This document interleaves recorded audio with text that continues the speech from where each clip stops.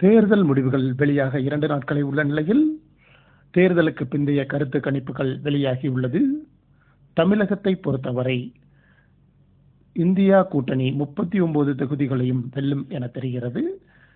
காங்கிரஸ், திமுக தலைமையிலான இந்திய கூட்டணியின் தேர்தல் யுக்திகளே இதற்கு காரணம் என கருதப்படுகின்றது. சேனலை சப்ஸ்கிரைப் பண்ணாதவங்க சேனலை சப்ஸ்கிரைப் பண்ணிக்கங்க. புதுச்சேரியை பொறுத்தவரை ஒரு தொகுதியில் இந்தியா கூட்டணி வெல்லும் என தெரிகிறது.